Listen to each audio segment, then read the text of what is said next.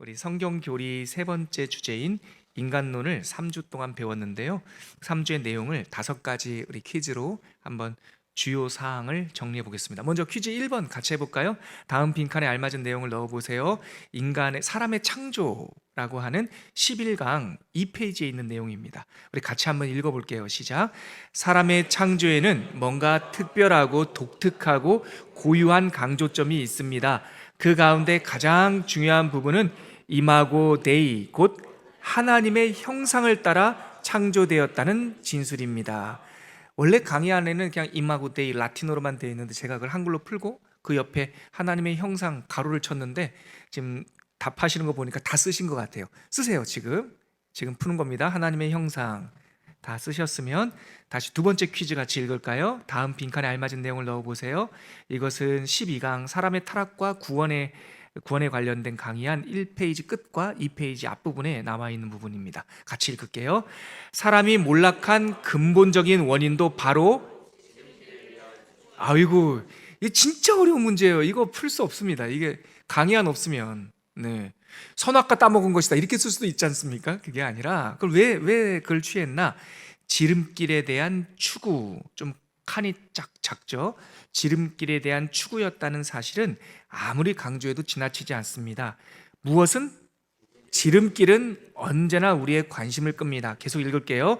우리는 언제나 하나님의 길이 너무 느리고 힘들다는 오해를 합니다. 이 이단에 빠지는 사람들, 뭔가 단번에 이루려고 생각하는 사람들이 빠지는 그 곁길이 바로 이 지름길이에요. 네, 여러분들 우리가 인간의 타락 배우면서 창세기 3장 배우면서 명심했던 거, 지름길은 없다. 하나님과 천천히 동행하는 것이다. 인자야, 하나님이 선한 것이 무엇임을 내게 보이셨나니 하나님께서 너에게 원하시는 것은 하나님과 동행하며 그와 함께 행하는 것이 아니냐. 하나님과 천천히 동행하는 거예요. 그래서 성경 통독이든 뭐 성경 공부든 신앙이든 단번에 뭐 하려고 하지 마세요. 천천히. 그런데 여러분, 여기서 제가 사도행전에 있는 말씀으로 여러분들에게 이 이중적인 은혜를 말씀드렸는데, 우리는 천천히 가려고 마음 먹지만 사도행전에 보면 몇 날이 못 돼요. 그러니까 천천히 그것이 몸에 익을 때쯤 되면 하나님의 은혜로 급격한 도약이 또 일어납니다. 탁 점프를 하는, 나도 모르게 뭐가 탁 각성되는 은혜가 있거든요. 그런 것들도 사모하면서, 그러나 그건 주님의 때, 주님의 방법, 우리는 10년이고 평생이고 주님과 동행하겠습니다 라고 하는 마음으로 지름길의 유혹을 이기는 거죠. 자, 세 번째 문제 같이 할게요. 다음 빈칸에 알맞은 내용을 넣어보세요. 이것은 이것도 12강 2페이지에 있는 내용입니다. 같이 읽을게요. 시작. 우리는 모두 원죄의 그늘에 놓이게 되었습니다. 원죄의 두 가지 큰 결과는 원죄책과 원오염입니다. 그리고 죄로 인한, 오타 있네요. 죄로 인한 오염은 전적 부패, 전적 무능이라고 하는 두 가지 끔찍하고 무서운 방법으로 표현됩니다. 쓰시죠. 전적 부패, 전적 무능. 그러니까 우리는 완전히 타락했고 우리 스스로 구원을 얻을 수 있는 능력이 없다, 무능하다, 그 뜻입니다. 자, 네 번째, 사실 이거 전적 부패, 전적 무능 이 문장을 우리 성도님들이 맞추면요, 지금 총신대학교 신학대학원 이 교리 조직신학 교수님들이 깜짝깜짝 놀랄 거예요. 이것은 조직신학의 핵심, 인간론의 핵심이거든요. 이거 인간론 배우면은요, 중간고사나 기말고사 볼 때 반드시 나오는 문제입니다. 전적 부패, 전적 무능. 이거는 근데 우리 성도님들이 막 쓰고 있으니까 이게 놀라운 일입니다. 우리 4번 문제 같이 읽어볼게요. 시작. 하나님의 언약은 자신의 영광 아래에 자신의 명예를 걸고 당신의 신실함의 근개에 맺어진 언약입니다.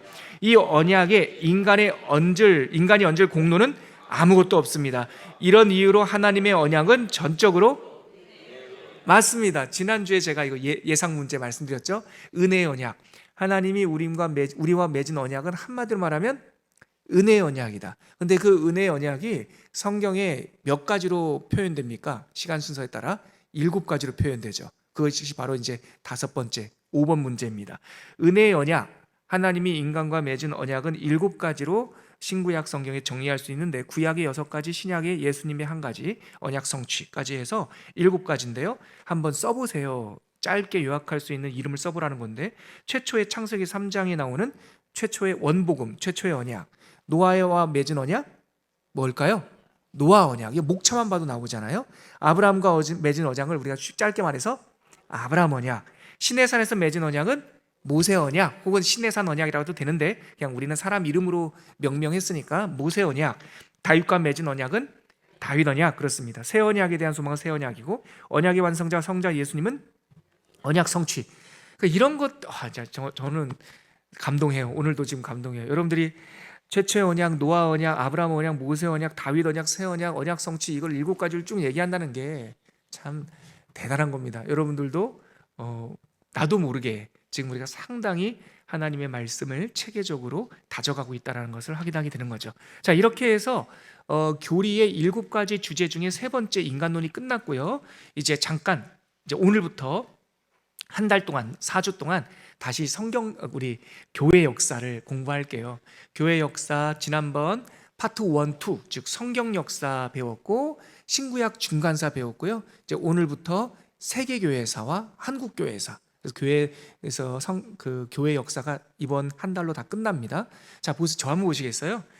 교회 역사는 교회 역사는 크게 4파트로 나누자고요. 성경 교리는 7파트로 나눴듯이 교회 역사는 4마디로 1부, 2부, 3부, 4부로 나눌 때 1부는 성경의 역사를 한번 보는 거고요. 구약의 역사, 신약의 역사. 그리고 그 사이에 신약과 구약을 연결하는 중간사, 우리가 배웠어요 이미 다. 그리고 오늘 세계교회사 2주 동안, 오늘과 다음 주, 그리고 다다음 주부터 한국교회사 2주 동안 배울 거예요. 한국교회사 맨 마지막 시간에는 우리 성무호 감리교회를 담임하시는 장철순 목사님께서 오셔서 우리 강화도가, 인천이 최초의 복음이 들어와서 여러 한국 교회사적인 이 상징물들, 기념비적인 교회들이 있거든요. 그래서 장철순 목사님께서 5월 22일 오셔서 한국 교회사, 특별히 인천 제물포로 전래된 복음에 대해서 강의를 해주실 텐데요.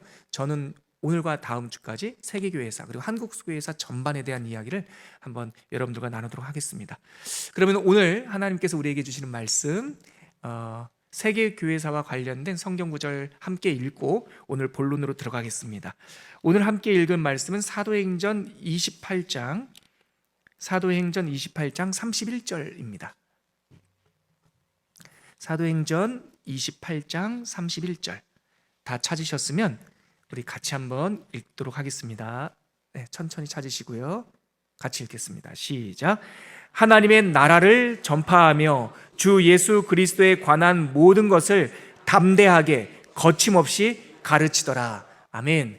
지금 방금 우리가 읽은 사도행전 28장 38절은 액츠, 즉 복음이 땅끝까지 전파되는 역사적 기록, 사도행전의 마지막 구절입니다. 사도행전이 다루는 주제가 뭔가 사도행전 1장 8절에 예수께서 승천하시기 전에 오직 성령이 너에게 임하시면 너희가 권능을 받고 예루살렘과 온 유대와 사마리아와 땅끝까지 이르러 내 증인이 될 것이다, 이렇게 말씀하셨잖아요. 근데 말씀하신 대로 오순절날 성령이 오셨고 그렇게 성령을 받아 다시 권능을, 하나님의 능력을 입은 사도들, 주의 제자들이 정말 땅끝까지 흩어지면서 복음을 전하게 됐어요. 근데 오늘 우리가 읽은 사도행전 28장은 이제 사도 바울이 로마에 도착해서 스페인까지 가는 그 4차 전도여행 전에 로마 감옥에 가택연금 상태에 있었음에도 불구하고 이 하나님의 나라의 복음, 하나님 나라 예수 복음이 거침없고 땅끝까지 전파됐다라고 하는 이 선교의 역사를 한마디로 보여주는 것이 바로 사도행전 28장 31절이에요. 이때서부터 물론 사도 요한의 반모섬과 소아시아 사역도 있었지만 예수 복음이 지금까지 2024년 우리나라까지, 우리 연수동 초원교회까지 복음이 끊임없이 전파된 거예요. 세계교회사는 한마디로 말해서 오늘 우리가 읽은 사도행전 28장 31절에 나와 있는 하나님의 나라를 전파하며, 하나님의 나라와 예수의 복음이 이 예루살렘부터 온 유대 그리고 사마리아와 땅끝까지 복음이 어떻게 전파됐는지에 대한 내용, 공부가 세계교회사예요. 그래서 시시콜콜하고 지역적인 내용에 여러분들이 너무나 함몰될 필요 없고, 특별히 오늘 하루 지금 이 한 30분 남짓한 이 시간에 여러분들과 1500년의 역사를 제가 요약을 해야 되기 때문에 자세한 내용, 물론 그 가운데는 재미있고 흥미로운 것도 있지만 자세한 내용은 언급하지 않고 우리가 하나님 나라가 전파되는 이 선교 역사에서 굵직굵직한 몇 가지 마디만 우리가 한번 짚어보려고 해요. 오늘 강의한 목차를 한번 보시겠습니까? 제가 고민하다가 이 강의안을 처음 썼잖아요. 이 더진리는 올해가 원년이에요. 그래서 여러분들에게 전해드리는 강의안들이 올해 제가 다시 다 새로 쓰는 건데, 제가 고민에 빠진 거 아니겠습니까? 짧게 봐도 1000년이고 길게 보면 1500년의 역사를 어떻게 우리 성도님들에게 불필요한 거 없이 설명드릴 수 있을까?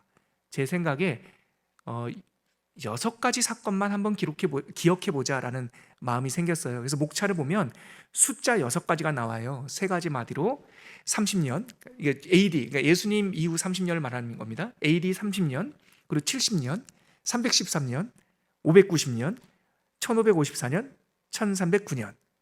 벌써부터 포기하려고 하는 생각이 들 수 있는데 숫자만 나오니까 연도 몰라도 돼요. 왜냐하면 숫자가 외우기는 어렵지만 제가 태어난 1900 몇 년 이런 것처럼 그 시대의 사건을 짧게 표현하는 것이 숫자거든요. 그래서 여러분들에게 쉽게 보여드리기 위해서 숫자 6개를 표현했습니다. 이것을 중심으로 오늘 세계교회사를 짧게, 우리 종교개혁이 일어나기 전까지 짧게 한번 요약해 볼게요.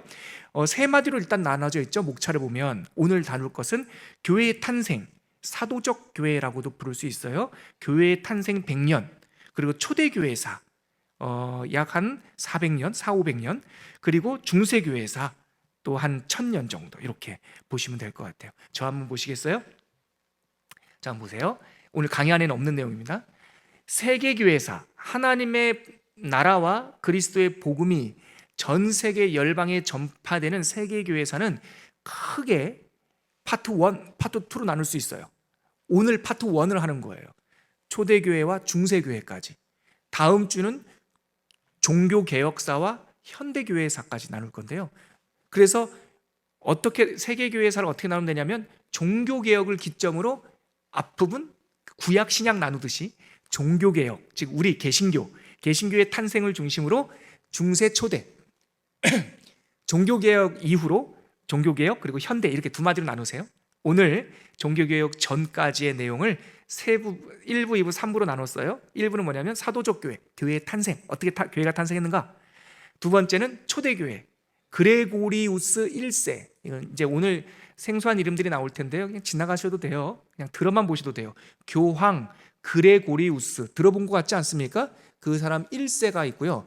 그레고리우스 7세가 있는데 이 두 사람만 딱 그냥 구별할 수 있으면 중세교회 상당 부분이 정리가 됩니다. 기독교가 공인되고 그레고리우스 1세부터 그레고리우스 7세 요때까지가 초대교회예요. 초대교회. 죄송해요. 제가 집중해야 되는데, 기독교 공인, 기독교가 박해 대상이 아니라 로마의 종교가 되는 기독교 공인부터 그레고리우스 1세까지가 초대교회. 그리고 그레고리우스 1세부터 그레고리우스 7세가 활동했던 그때까지가 중세교회. 이렇게 교회 탄생, 초대교회, 중세교회, 이렇게 3마디만 나누면 돼요. 예. 목차 한번 다시 한번 보시죠. 보세요. 그래서 그렇게 나누다 보면 숫자 6개가 나와요. 자, 한번 눈으로 한번 보시고요. 자, 자세한 내용 제가 강의 안 들어가서 설명드리겠습니다. 1페이지 한번 가볼까요? 자, 하나님의 나라가 유럽 사회, 세계 교회에서 어떻게 전파됐는가, 제가 강의하면 읽어드릴게요. 역사는 여러분 하나님의 활동 무대입니다. 우리는 크리스찬들은 이미 이루어진 하나님의 사건을 역사, 히스토리, 그의 이야기라고 부르고, 앞으로 이루어질 하나님의 사건을 언약, 하나님의 약속, 이렇게 말합니다. 그 중에서도 교회사를 배우는 일은 우리가 하나님의 말씀을 입체적으로 이해할 수 있고 대표적으로 성경 역사라든가 신구약 중간사, 신약 성경의 역사를 보면 성경 말씀이 입체적으로 이렇게 보이죠. 우리가 신약 시대의 역사할 때 헤롯 대왕과 아그리파 헤롯 가문을 이렇게 보면서 이 사람이 이 사람이었구나라고 이렇게 입체적으로 보이듯이 우리가 교회사를 공부하는 것은 성경 말씀을 입체적으로 볼 수 있고, 또 지금부터 공부하는 세계 교회사는 하나님의 말씀이 정말 역사 속에서 성취되었구나라고 하는 우리 믿음이 확증되는 그런 효과가 있습니다. 그래서 우리가 복습을 해보면 지난 앞 시간에 배웠던 성경의 역사, 구약의 7마디로 나눴죠. 거기 강의한 보시면서 이걸 암기하시는 분들은 대단하신 거죠. 구약의 역사를 7마디로 나눌 때 창조시대, 그 다음에 족장시대, 출애굽시대, 정착시대, 왕국시대, 포로시대, 귀환시대. 귀환시대는 느헤미야, 에스라, 우리가 지금 주일날 강의 설교 듣고 있는 그 시대를 말하는 거죠. 이렇게 귀환시대까지 해서 구약시대가 끝난 다음에 중간시대가 있었지 않습니까? 신구약 중간기 기억나시죠? 4대 제국이 있었는데 바벨론부터 시작해서 바벨론, 바사, 페르시아, 헬라, 로마까지. 그 로마 끝자락에 가서 때가 참에 누가 오셨습니까? 예수님이 오셨죠. 이 신구약 중간사 큰 제국 4가지가 진행될 때 유대 땅 예루살렘에는 유대 민족의 마지막 왕조라고 할 수 있는 무슨 왕조가 생겼어요? 하스모니안 왕조. 약 100년의 역사 동안에 잠깐 있다가 사라지고, 그 이후로 예루살렘에는 유대인들의 왕조가 생기지 않았습니다. 그리고 나서 AD 4년 헤롯 대왕 때 이두메 출신 에돔 사람 헤롯이 분봉왕으로 있을 때, 분봉왕이 아니라 그 지역의 왕으로 있을 때 예수님께서 태어나셨죠. 때가 참에 예수님께서 오시고 그 헤롯 대왕의 아들 분봉왕 3명, 그 손자 아그리파 1세, 아그리파 2세, 이 사람들 동안에 예수님께서 활동하시고 사도 바울과 베드로와 사도행전의 이야기가 진행되었습니다. 거기까지 우리 다 기억하시죠? 그 이후 오늘 우리가 읽었던 사도행전 28장 31절에 보니까 복음이 끝나지 않고 계속 전파되기 시작했어요. 그래서 교회의 탄생 이야기 가볼게요. 교회의 탄생은 제가 목차에서 첫 번째 연도 AD 30년 오순절 사건이 교회의 생일, 탄생일입니다. 예수께서는 승천하시기 직전 제자들에게 당부하셨어요. 같이 한번 읽어볼까요? 사도행전 1장 4절과 5절입니다. 시작. 예루살렘을 떠나지 말고 내게서 들은 바 아버지께서 약속하신 것을 기다리라. 몇 날이 못되어 성령으로 세례를 받으리라. 예루살렘에 기다리라 그랬어요. 그래서 예루살렘에서 안식 후 다음 날, 즉 6월절 이후에 40일 동안 제자들과 함께 하시고 승천하시면서 어디 가지 말고 기도하고 있어. 10일 만에 오순절이 다가온 거죠. 그래서 그 오순절날 말씀하신 그대로 성령이 임했어요.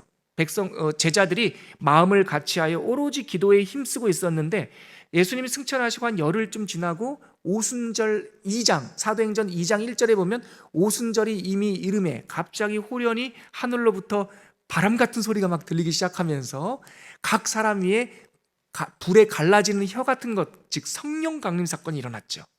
그때 마가의 다락방에서 예수 교회가 탄생한 거예요. 물론 구약에도 교회에 대한 상징, 예를 들어서 성막, 이스라엘 민족, 광야의 이스라엘 백성들, 이런 사람들을 교회의 상징으로 말하긴 했지만 교회의 완전한 모습, 예수 그리스도가 머리가 되시고 우리가 하나님의 지체가 되는 하나님의 교회는 이 오순절날 이 땅에 가시적으로 실제적으로 탁 탄생한 거죠. 그래서 교회의 시작은 AD 30년 오순절 성령 강림 사건이다라는 거죠. 우리 사도행전 2장 1절로 3절 강의 안에 있는 말씀 또 자막을 보시면서 같이 한번 읽어볼게요. 시작. 오순절 날이 이미 이름에 그들이 다 같이 한 곳에 모였더니 호련히 하늘로부터 급하고 강한 바람 같은 소리가 있어 그들이 앉은 온 집에 가득하며 마치 불의 혀처럼 갈라지는 것들이 그들에게 보여 각 사람 위에 하나씩 임하여 있더니. 아멘. 하나님께서, 성령께서 각 사람에게 하나씩 임하였어요. 이때 일어난 성령 강림의 현상이 뭐냐면 방언이에요. 방언은 근데 우리가 지금 현대 사람들, 특히 순복음교회나 또 기도 열심히 하는 기도자들에게 일어나는 알아들을 수 없는 방언, 고린도 전서에 나오는 나의 신앙의 유익을 위하여 하나님께서 주시는 그 알 수 없는 방언이 아니라 이 사도행전 2장에 일어난 이 텅 방언은 언어였어요. 랭귀지. 왜냐하면 그들이 다양한 언어, 헬라 사람은 헬라, 아프리카 사람은 아프리카, 또 이두메 사람은 이두메, 다양한 언어로 이 사도들이 방언을, 외국어를 막 하기 시작한 거예요. 그래서 그들이 무엇을 말했습니까? 하나님의 큰 일을 말한 거죠. 즉 성령 강림 사건으로 태어난 교회는 그 사명이 뭐냐면 하나님의 복음을 전파하는 거였어요. 그래서 바벨탑 사건 기억나시죠? 그 창조 시대에 있었던, 창조 시대 원역사를 마무리하는 창세기 11장에 무슨 이야기가 있습니까? 바벨탑 사건이 있죠. 그때 우리가 탑을 높게 쌓아서 하나님의 높은 자에 이르자라고 쿠데타를 시도했다가 그들이 하나님 앞에 꾸지람을 듣고 징벌을 받아서 그때 사람들이 흩어졌죠. 그때 구음, 언어가 다 부서진 거예요. 그래서 그것은 랭귀지의 문제로 한국 사람, 일본 사람, 영어, 그래서 백성들이 흩어졌다라고 하는 실질적 의미도 있지만 사실 그들의 구음을 말을 혼잡하게 했다라고 하는 바벨탑 사건의 그 흔적은 소통 불가라고 하는 영적인 의미가 있어요. 그래서 바벨탑 이후에 죄인들, 인간들은요, 언어의 문제도 있지만 소통의 문제도 있어요. 그래서 같은 언어를 쓰고 있는데 말귀를 잘 못 알아들어요. 그래서 서로 분쟁하고 싸우고 그래요. 그래서 다시 보세요. 바벨탑 사건 때부터 흩어진 사람들의 언어는 랭귀지의 문제뿐만 아니라 소통불능의 문제가 발생한 것이다. 근데 이 죄악의 흔적이 오순절날 치료가 돼요. 성령이 임하니까 그들이 다양한 언어로 말하면서 하나님의 큰 일을 서로 알아듣기 시작해요. 그리고 복음을 듣고 전도하면 하루에 3,000명, 5,000명이 막 전도되고 예수님께 돌아오는 회복의, 보세요, 흩어진 백성들이 하나님께, 예수님께 돌아오는 복음의 역사들이 일어나죠. 이것이 바로 오순절 성령 강림 사건, 교회의 탄생의 의미입니다. 자, 두 번째 페이지 한번 가볼게요. 이렇게 하나님으로부터 권능을 받은 백성들, 주의 제자들이 땅끝까지 이르러 복음을 전하기 시작한 것이죠. 자, 그래서 마태복음 28장 18절부터 20절, 예수님께서 사도들에게 주신 명령 같이 한번 읽어볼게요. 시작. 하늘과 땅의 모든 권세를 내게 주셨으니 그러므로 너희는 가서 모든 민족을 제자로 삼아 아버지와 아들과 성령의 이름으로 세례를 베풀고 내가 너희에게 분부한 모든 것을 가르쳐 지키게 하라. 이것이 바로 전도예요. 전도. 그러고 나서 승천하기 직전에 사도행전 1장 8절에 보면 같이 읽겠습니다. 시작.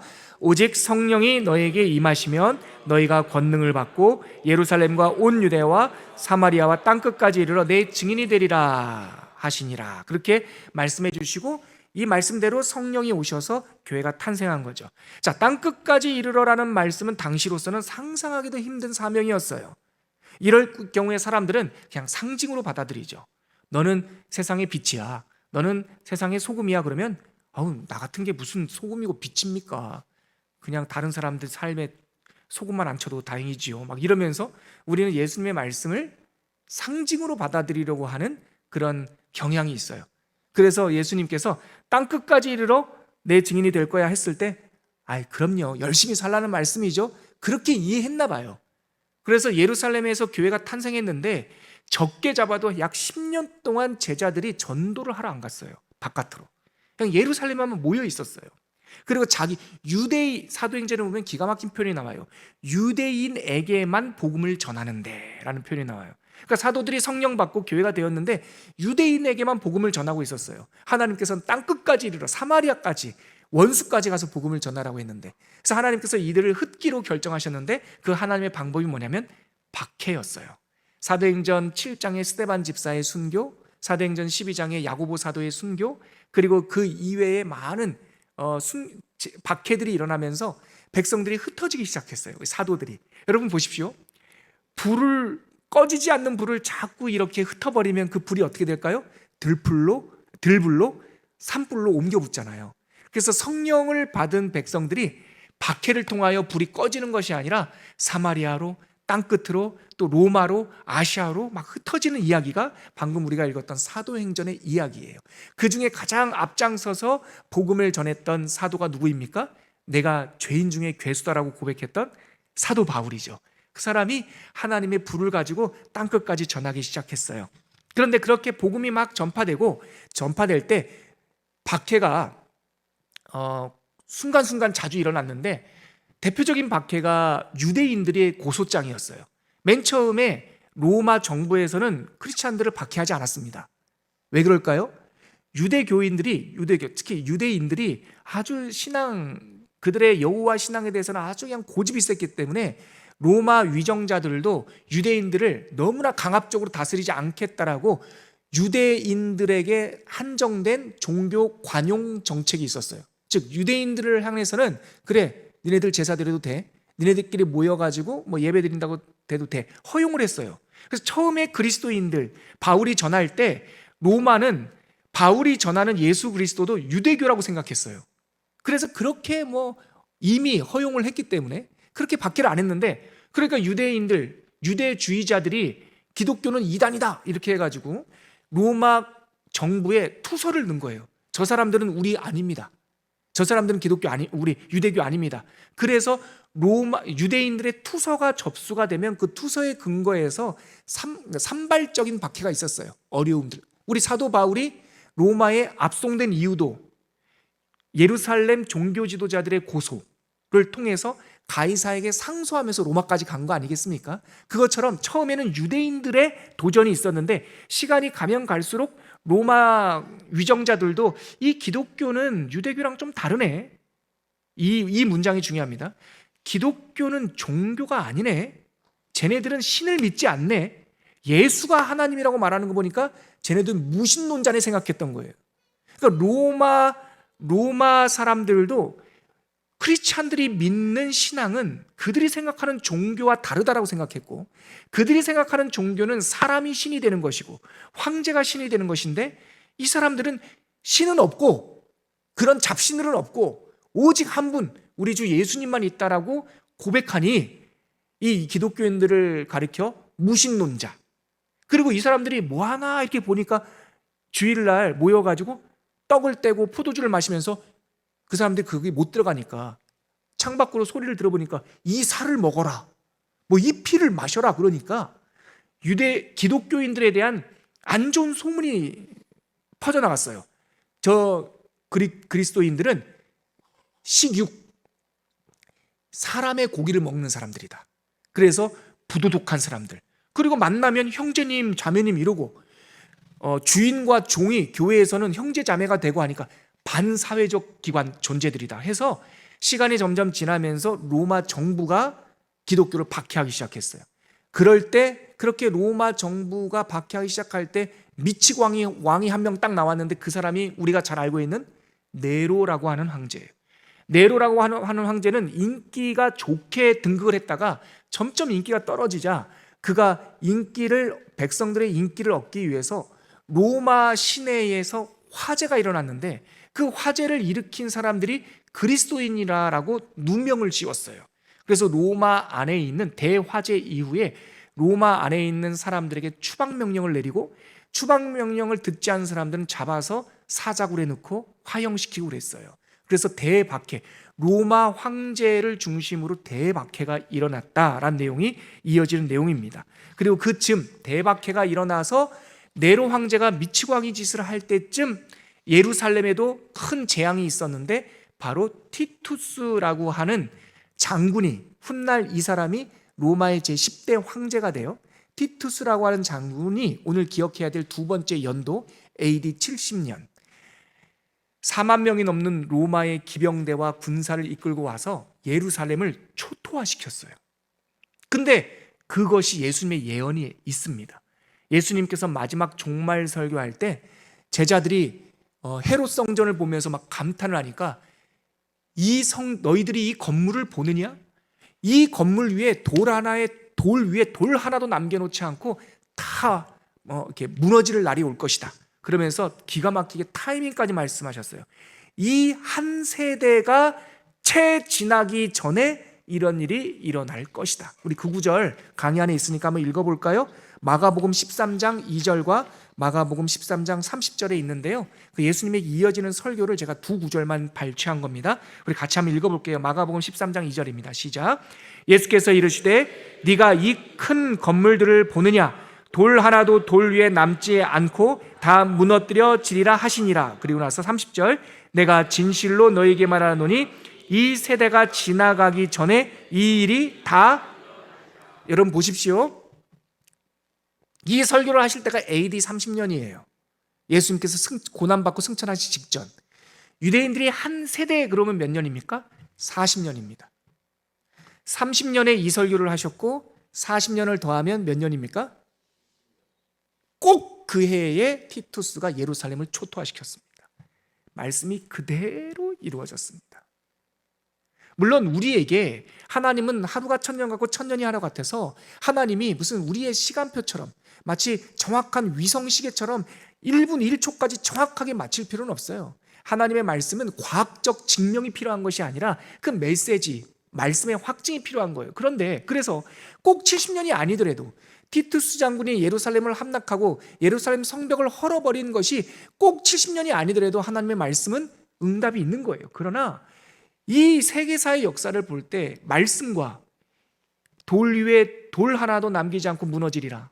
그런데 이 재앙이 한 세대가 채 지나가기 전에 다 이루어질 것이다.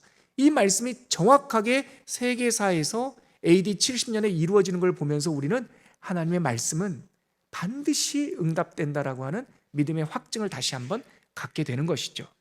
이어지는 3페이지에 보면 제가 아까 짧게 말씀드렸던 저를 한번 보시겠어요? 네로라고 하는 황제, AD 64년에 등극한 이 황제가 미치광이 짓을 하면서 대박해를 일으켜, 국가적인 박해. 이때 순교한 사람이 누구냐면 베드로 사도, 이때 순교한 사람이 바울 사도예요. 이때서부터 10번, 250년에 걸쳐서 황제가 법령을 내린 10번의 대박해가 있었어요. 디오클레티아누스 황제라고 하는 그 황제까지 10번의 대박해가 있었는데요. 그냥 읽어만 보세요. 발음도 잘 안 돼요. 읽어만 보세요. 이렇게 국가적인 대박해가 250년간 진행되던 차에 우리가 기억해야 될 세 번째 숫자 313년이라고 하는 연도가 나옵니다. 이때가 뭐냐? 여러분 저 한번 보시겠어요? 디오클레티아누스라고 하는 10번째 대박해를 명령했던 이 황제가, 저를 보세요. 큰 로마 땅을 다스리기가 어려우니 로마 땅을 4개로 나눠서 분할 통치해야겠다. 테트라키아, 라틴어로 사분령 혹은 사두정치라고 말하는 이름으로 로마 제국을 크게 동쪽과 서쪽으로 나누고 으뜸 황제와 버금 황제, 으뜸 황제와 버금 황제, 이렇게 황제라는 이름으로 4명을 놨어요. 그래서 4지역을 다스리게 했거든요. 근데 이 디오클레티아누스 황제의 의도와 다르게 4개로 나누니까 잘 다스려진 것이 아니라 자기네들끼리 막 이전투구를 한 거예요. 여러분, 권력은 나눠 가질 수가 없나 봐요. 막 싸우고 동쪽과 서쪽이 싸우고 정황제, 부황제가 막 싸우고, 이런 표현은 표준어겠죠? 난장판이었어요. 그때 동쪽 터키, 지금 터키, 투르키의 지역에 부황제로 있던 사람의 아들이 한 명 태어났는데 그 사람이 우리가 잘 알고 있는 콘스탄티누스예요. 이 사람이 나중에 황제가 되죠. 콘스탄티누스는 라틴어 발음이고 우리가 흔히 편하게 말하는 것은 콘스탄틴 황제가 동쪽 부제의 아들로 태어난 거예요. 근데 이 콘스탄티누스가 아주 탁월한 장군이어가지고요, 동쪽에서부터 오면서 동쪽 로마 제국을 통일하고 서쪽까지 다 통일해요. 근데 마지막 완전히 로마를 통일하는 마지막 전쟁이 우리 3페이지 맨 마지막 단락 아래서 하나, 둘, 셋, 넷, 5번째에 있는 밀비우스 다리 전투예요. 이 밀비우스 다리가 어디냐면 돌로 만든 다리인데 로마 시내에 있어요.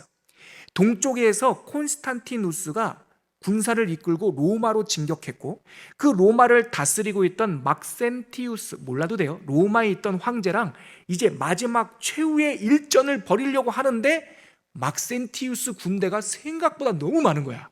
그래서 콘스탄티누스는 또 멀리서 왔으니까 이거 전쟁하면 우리가 지겠는데 상당히 불리했어요. 어떡하나. 그래도 여기까지 왔는데 마지막 일전을 치러야 되는데 그날 밤 콘스탄티누스가 꿈을 꿨다라고 하는 전승이 있어요. 꿈을 꿨는데 밤에 너희 모든 군대가 이 표식을 달고 전쟁터로 나가라라고 하는 음성을 들었답니다. 이 황제가. 어떤 표시였냐면 한번 보여주시겠어요? 이 표시예요. 이것이 라바룸이라고, 라틴어로 라바룸이라고 부르는데 그리스도의 십자가라는 이름이에요. 근데 저게 뭘까? 군대 갔다 온 사람들은 저걸 보면은 PX라고 읽는 사람도 있습니다. 군대에서 매점을 PX라고 부르죠. 저도 옛날에 그랬어요. 근데 그게 아니라 P부터 읽는 게 아니라 X부터 읽는 거예요. X가 헬라어, 신약 성경 언어로 키예요, 키. 그리고 저 P가 아니고 저게 헬라어 언어로 R, 그러니까 로예요, 로, R. 그래서 키로 십자가라고 해요. 키로 XP, XR. 저게 뭐냐? 크리스토스라고 하는 크리, XR 앞글자예요. 즉 그리스도라고 하는 헬라어의 앞 두 개의 알파벳이 XP예요. 그래서 요즘에도 로마교회 마크는 우리 예수님 없는 빈 십자가 아니라 키로 저거를 많이 쓰기도 해요. 왜냐하면 콘스탄틴 십자가, 라바룸, 키로스 크로스라고도 말해요. 저게 크리스토스, 그리스도 십자가라고 불리는 거예요. 됐어요. 자, 아시겠죠? 저거를 방패에다가도 그리고 깃발로, 자기네 군대의 깃발로 삼고 이 밀비우스 다리 전투에서 승리를 했어요. 승리하고 나서 이 콘스탄티누스가 전체 로마의 황제가 되고, 우리가 기억해야 될 세 번째 연도 313년에 기독교 공인, 국교 선포가 아니에요. 데오도시우스라고 하는 황제가 다음에 하고요, 그냥 인정. 즉 지금까지 황제가 교회의 박해자였고 대적자였는데 콘스탄티누스 황제 이후로 황제는 교회의 수호자가 돼요. 근데 이게 좋은 일인지 나쁜 일인지 모르겠어요. 국가 권력과 교회가 하나가 되니까 카타콤, 지하 무덤에서 순수하게 신앙을 지키던 수많은 사람들이 어느 날 황제가 기독교를 인정하고 나니까 황제가 자기의 왕궁을 교회로 봉헌해요. 그래서 어느 날 보니까 대리석으로 지은 황제의 왕궁 안에 교회가 돼버린 거예요. 그거를 바실리카라고 그래요. 큰 주랑이 있는 고딕 양식의 대리석으로 지은 성당들 있죠? 그게 바실리카 양식이라고 그래가지고 원래 황제의 집이었어요. 근데 교회가 이제 순수한, 가난하고 이 순수한 믿음을 떠나서 황제의 종교가 돼버린 거죠. 그래서 중심으로 들어가고 목회자든 성직자들은 귀족이 돼버리고, 그리고 황제의 종교가 되니까 백성은 태어나면서부터 그냥 무조건 주민등록 등록하듯이 크리스찬이 됐다라고 막 믿음에 자기 고백이 없고, 이렇게 교회가 타락하기 시작했어요. 그래서 수도원 운동이 일어났고요. 그리고 나서 초대교회는 계속, 그럼에도 불구하고 막 많이 망가지진 않고 교회 정화운동, 그리고 수많은 이단들을 밀어내고, 또 교회의 여러 가지 예배라든가 복음전도, 선교, 특별히 선교, 이때 박해가 없으니까 수많은 전도자들이 영국에도 가서 전도하고 북방 게르만, 독일 막 이런 데 가서 전도하고 선교하는 시대를 초대교회 때 보냈어요. 그렇게 313년에 황제가 교회를 인정하고 590년까지 초대교회가 선교하고 교회를 단단하게 하고 제도를 만들고 하다가, 제가 아까 기억하라고 했던 그레고리우스 1세 590년에 수도사 출신의 이 사람이 교황이 돼요. 그리고 나서 이 사람이 초대교회에, 이 사람이 딱 등극하면서 초대교회는 끝나요. 우리가 알고 있는 로마 라틴 교회가 중세교회가 생기는 거예요. 이 사람의 등극으로. 그레고리우스 1세가 교황이 되면서 중세교회의 시작, 이렇게 생각하면 돼요. 왜 이 사람이 분기점이 될까? 이 사람이 모든 것을 제도화했어요. 자, 저기 보시죠. 첫째, 이 사람의 로마 교회, 로만 카톨릭 입장에서 그레고리 1세가 아주 성자예요. 성인, 이 사람들은. 로마 카톨릭의 입장에서는 뭘 했길래? 첫째, 그 당시에 황제가 콘스탄티노플, 지금 이스탄불, 거기에 황제 수도가 있었잖아요. 그러니까 그 황제의 교회가 이탈리아 로마에 있는 교회까지 영향을 미쳤는데, 콘스탄티누스 황제 이후에 그레고리 1세라고 하는 교황이 딱 등극하고 나서 왜 우리가 황제의 명령을 받아야 돼? 우리는 베드로의 후손이잖아. 로마 교회 사람들이 그렇게 생각한 거예요. 나 그레고리우스 1세는 베드로의 직계제자야. 그러니까 로마 교회가 수익권이 있어. 저기 콘스탄티노플에 있는 그쪽 주교들 우리한테 간섭하지 마. 우리가 형님이야. 이렇게 주장을 했어요. 이게 로마 교회 수익권이라고 해요. 그러니까 사이가 좋겠어요, 안 좋겠어요? 안 좋아요. 그래도 힘을 딱 모아. 이 사람이 수도사 출신이라 했잖아요. 인기가 많았어요. 그래가지고 사람들의 그 인기를 등에 업고 동방교회는 우리 간섭하지 마. 오히려 우리가 큰 집이야. 이렇게 주장을 했고, 그렇게 하면서 동시에 미사, 지금 막 드리는 뭐 미사, 그리고 그레고리 챈트라고 해서 성가 찬양, 우리가 흔히 말하는, 우리가 뭐 이렇게 예민하지 않게 말하는 성가대, 개신교회는 성가대 없습니다, 여러분. 성가대의 뿌리가 이 그레고리우스 1세에서 시작되는 거예요. 그래서 그레고리 챈트 만들고 파이프 오르간 하고 예배 형식, 그리고 뭐 일어났다 앉았다, 그런 것들, 뭐 지금 우리가 알고 있는 로마 교회의 대부분의 제도를 그레고리 1세가 체계를 놨다고 생각하면 돼요. 그리고 나서 신정정치 시대가 선교 시대가 시작이 된 거죠. 그래서 많은 이런 전도도 하고, 아까 제가 말씀드렸던 영국도 전도하고, 또 게르만족도 전도하고, 또 이때 로마 제국이 무너지면서 신성로마, 하여튼 그래요. 복잡한 거. 그러니까 서유럽의 정치가 뒤죽박죽 자기들끼리 싸우니까 그레고리 1세서부터 무슨 권한을 가졌냐면, 누가 자기네끼리 막 싸우고 내가 왕이네, 네가 왕이네 막 이러잖아요. 그러면 교황이 그래 너 왕이야 라고 이렇게 인정해주는 역할을 교황이 했어요. 그래서 교회의 권위가 상당히 세지는 기간을 보냈죠. 자, 그래서 이제 그레고리우스 1세서부터 중세교회가 시작이 됐어요. 그래서 이제 4페이지 보시죠. 시간이 거의 다 됐는데, 자, 저랑 보세요. 중세교회는요, 이 그레고리우스 1세의 등극서부터 종교개혁까지 약 1000년이에요. 이 사이에 사람은 두 사람만 기억하자고요. 그레고리우스 1세라고 하는 교황과 그레고리우스 7세라고 하는 교황, 이 두 사람만 딱 기억해요. 이 두 사람만 기억하고, 연도는 두 가지. 됐어요. 이제 두 사람 얘기 먼저 할게요. 그래서 그레고리 1세부터 중세교회가 시작됐고요. 그레고리 7세부터 신정 정치를 했어요.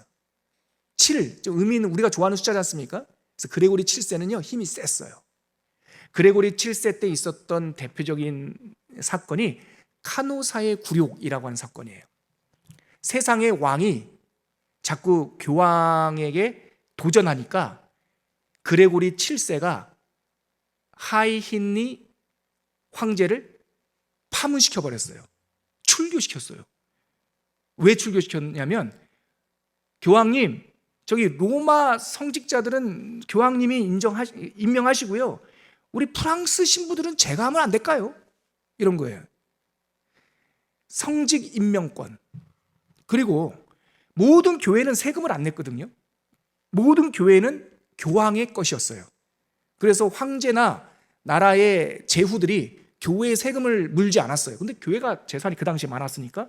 근데 이 하인리가 교회에도 좀 세금 좀 걷어야겠는데요, 이렇게 대들었어요. 그러니까 그레고리 7세가 너 파문 이래버린 거죠. 그래서 한번 싸우려고 했는데, 그때만 하더라도 세상의 황제가 힘이 약했어. 그래가지고 파문시키니까 백성들의 민심이 막 떠나잖아요. 우리 왕이 교황님으로부터 파문됐대. 저 사람은 지옥 간대. 이러니까 하인리가 나라를 다스릴 수가 없는 그런 상황이 됐고, 그래서 카노사라고 하는 황제, 그레고리 7세가 머물고 있던 그 별장까지 찾아가, 맨발로, 왕후랑 왕이. 그래서 그 바깥에서 카노사 별궁 앞에서, 교황 앞에서 무릎을 조아리고 회개를 해요. 그래서 복권시켜줄게. 이게 그레고리 7세 때 있었던 중세시대의 대표적인 교회의 힘이 얼마나 셌는지를 보여주는 일이에요. 그런데 그렇게 항상 세지면 그 다음에 어떻게 될까요? 반작용이 일어나죠. 그 반작용이 보니파키우스 8세라고 하는 사람, 이 사람도 교황인데, 이때 일어났어요. 뭐냐면, 이때 일어났던 사건이 그 아나니 사건이라고 해서 이 교황이 불량배들한테 폭행당해서 죽어요. 근데 그 불량배들을 누가 보냈나? 프랑스 왕이 보냈어요. 그래서 그러니까 교황보다 세상의 왕이 더 힘이 세진 거예요. 그래서 성직자도 우리가 임명할게요. 세금도 우리 교회에 좀 세금 좀 걷어야겠어요. 그러니까 보니파키우스 8세가 그러지 마! 이렇게 했더니 몰래 불량배들을 보내가지고 이 교황을 폭행을 해요. 그게 아나지 사건이라는 거예요. 그 화병에 이분이 죽어요. 그리고 나서 또 다른 교황을 선출하려고 했는데 우후죽순 나도 교황이네 너도 교황이네 막 이런 어려운 일들 난장판이 벌어지니까 이 당시에 프랑스의 왕이었던 그 필리프 4세라는 왕이 돈과 인맥을 활용해서 자기 집안에 있는 사람을 교황으로 세우는데 그 사람이 바로 클레멘스 5세라는 사람이에요. 이거 이름 다 몰라도 돼. 하여튼 왕이 자기 집안 사람을 교황으로 세웠어요. 막 서로 자중질환하니까 이탈리아 로마에서 교황들이 뭐 1년 했다가 또 떨어지고 또 막 이러니까 이 필리프 4세가 우리 집안에서 추기경 있잖아? 누군데? 클레멘스. 클레멘스를 교황으로 세우지 뭐. 그래서 프랑스에서 클레멘스를 프랑스 추기경을 교황으로 세우고 그리고 나서 교황청 로마에 있지 말고 프랑스 아비뇽에다가 교황청 두자. 그래서 아비뇽에 교황청을 열었어요. 그게 아비뇽 유수예요. 이것은 뭘 상징하냐? 교황권이 땅에 떨어졌다는 걸 상징하는 거예요. 각 나라, 민족, 왕들이 힘이 세졌다는 거죠. 이때 종교개혁의 불길이 일어나기 시작했고 영국에서는 위클리프라고 하는 사람이 왜 그때까지만 해도 읽을 수 없는 성경, 라틴어 성경이었거든요. 라틴어 성경을 우리 영국 사람도 볼 수 있도록 영어로 번역하자. 위클리프가 나오고요. 북쪽에 얀 후스라고 하는 체코, 프라하, 보헤미안 거기서 얀 후스는 신부님이었는데 이 얀 후스 신부님은 아무리 성경 이 사람이 공부를 잘했어요. 신학교 교수였어요. 그래서 라틴어 성경도 있고 헬라어 성경도 읽었는데 교황이 구원을 주는 게 아니고 로마에서 구원을 주는 것도 아니고 믿음으로 구원받는 거야 하는 것을 깨달았어요. 그래서 얀 후스 신부님이 각각의 언어로 성경을 번역하자. 그리고 공로 쌓아서 구원받는 것이 아니라 믿음으로 구원받는 거다라는 것을 외치다가 화형당했어요. 바로 이때가 그 쇠퇴기에 있던 거예요. 이렇게 위클리프부터 시작해서 얀 후스 종교개혁의 여명들이 밝아오다가 1517년 마틴 루터가 95개조 반박문을 붙이면서 중세시대가 끝나고 종교개혁 시대가 시작이 돼요. 자, 시간이 오늘 퀴즈가 있어서 조금 4분 정도 지났는데요. 여러분 책을 덮고 저를 한번 보십시오. 강의안을 제가 꼼꼼하게 적어놨으니까 한번 보세요. 그리고 제가 이 강의가 좀 어려운 게 보세요 여러분.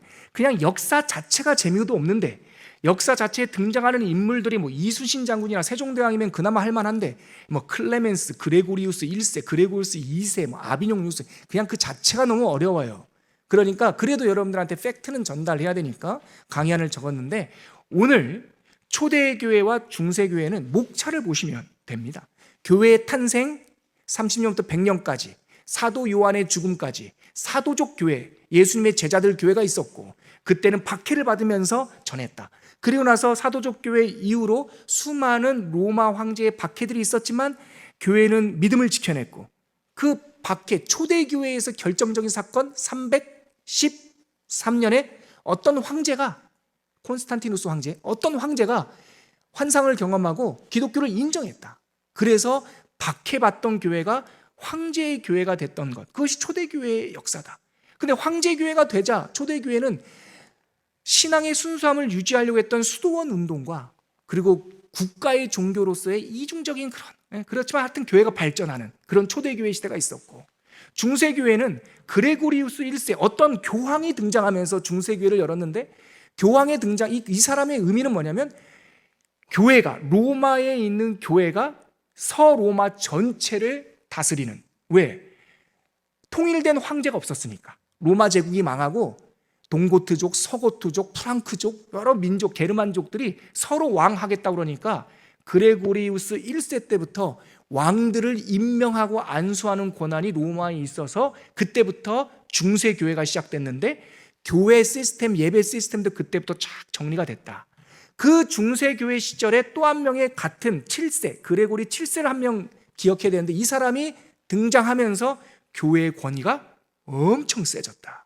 그런데 보니파시우스 그 교황이 등장하면서 그 아나니의 굴욕, 뺨 맞고 화병으로 죽고 하다가 로마에 있던 교황청의 힘이 작아지면서 각 국가의 힘들이 커졌고, 이때 영국은 영국에서, 독일은 독일에서, 프랑스는 프랑스 북쪽에서 종교개혁, 우리도 성경 읽고 싶소, 우리도 하나님의 말씀을 듣고 싶소 하는 종교개혁의 움직임들이 있다가 다음 주에 배울 1517년 마틴 루터 비텐베르그 성당에 붙였던 95개 태제를 시작으로 종교개혁, 중세교회가 마무리되고 종교개혁 시대가 열리는 그 시대가 있습니다. 이게 오늘까지 내용의 전체 내용이니까요, 강의안을 다시 한번 읽어보시고 좀 오늘 힘들으셨으면 한 번 더 유튜브로 들어보시면 충분히 이 정도 내용은 숙지할 수 있을 것 같아요.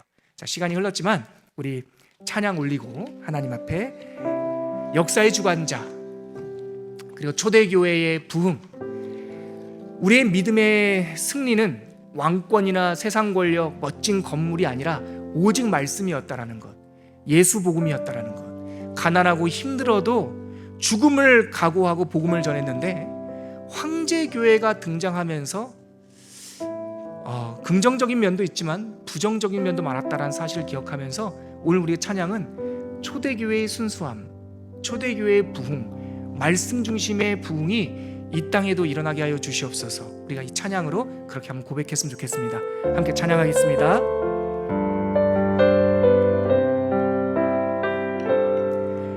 이 땅 위에 하나님의 교회, 부르심을 따라 일어나 거칠은 광야 외치는 소리로 거듭거듭 피어나라. 성령이여 이 세대를 향해, 성령이여 이 세대를 향해 주의 진리를 선포케 하소서. 십자가에서 죽으신 그 사랑 우리 사랑 되게 하소서. 아멘. 닫힌 문들아 열릴지어다. 모든 교회여 일어나라. 주 예수께 무릎 꿇고 경배 드리세. 죽음 이기신 평화의 왕 성령이여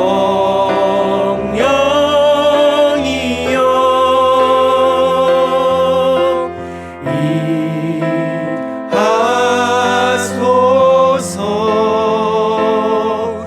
초대교회 역사 같은 권능으로 모든 교회 일으켜 주소서. 아멘. 일어나라.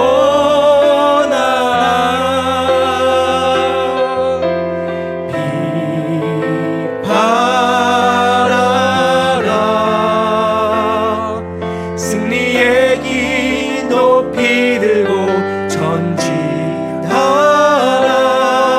주님 오실 길 예비하라. 아멘. 이 시간 우리 함께 기도할 때 여러분, 초대교회와 중세교회사 1500년의 역사를 보면 정말 별의별 일들이 많았습니다.